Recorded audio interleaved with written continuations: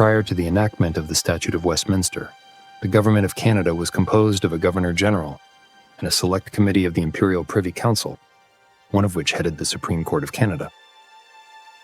Any member of the Imperial Privy Council was a member of the Government of Canada. The House of Commons, the Senate of Canada, the Privy Council for Canada, which was appointed by the Governor-General, and the Lieutenant Governors of the provinces were to aid and advise the Governor-General in the government. The Governor-General was the sole government. Neither the Legislative Assembly nor the House of Commons were responsible to the Canadian people. They were responsible to the Governor-General only.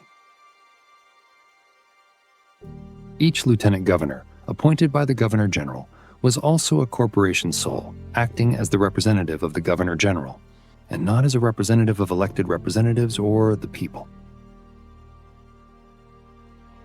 As we will see, the Statute of Westminster is the most important document in the history of the landmass known as Canada.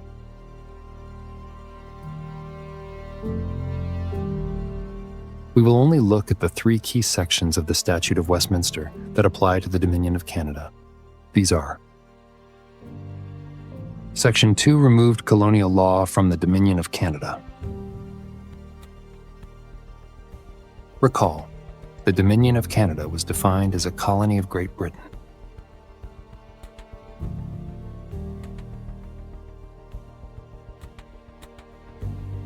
No law made by the Parliament of a Dominion is void just because it may not be in accordance with British law.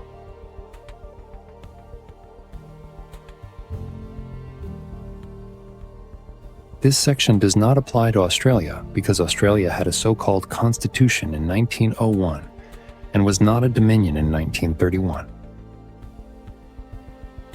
Let's look at Section 11 before looking at Section 7. Section 11 of the Statute of Westminster severed the connection between the Dominion and a colony of Great Britain. What does this mean? The key word is notwithstanding. It means Section 11 overrides the Interpretation Act of 1889, which defined the term colony.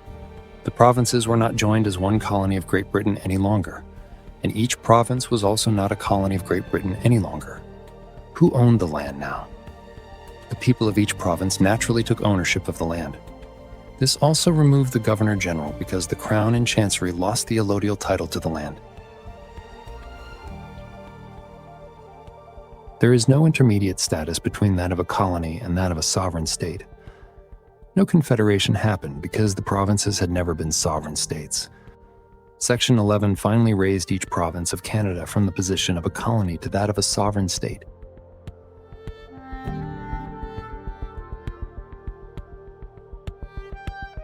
Section 7 is misleading in how it deals with the applicability of this statute to Canada. Subsection 1 attempts to exclude the BNA Act from this statute. However, the BNA Act was only a statute, a guide of the Imperial Parliament to aid the Governor-General. It could only be effective if there is a duly appointed Governor-General. See Section 12 of the BNA Act, 1867. Since the Crown and Chancery, who appoints the Governor-General, gave up allodial title to the land, thanks to Section 11, there can be no more Governor-General. The result is, this subsection is redundant.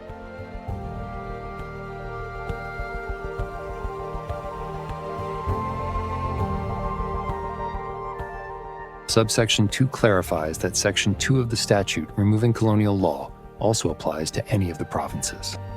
This makes each province a sovereign state, nation, or country, because confederation never happened. Only sovereign states can join into a confederation, and the provinces were not sovereign until the Statute of Westminster was passed.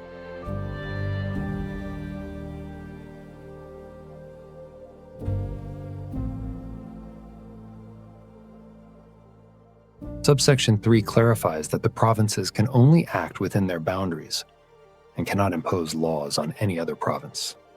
But what is the Parliament of Canada now? Is Canada defined?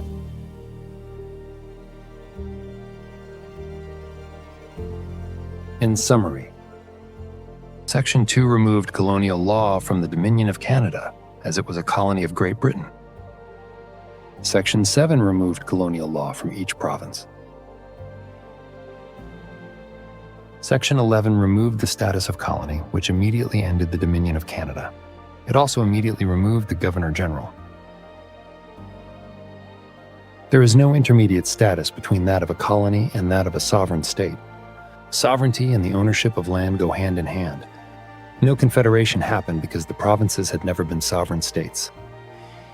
Each province of Canada was now for the first time a sovereign state. This status has not changed since December 11, 1931. No province has held a constitutional convention. No province has seated a de jure, lawful government.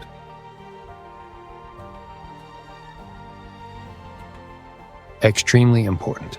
Every politician, every governor-general, every prime minister, every law, every act, everything has been illegitimate since December 11th, 1931. Anything that was passed after this date is not applicable to the people of each province.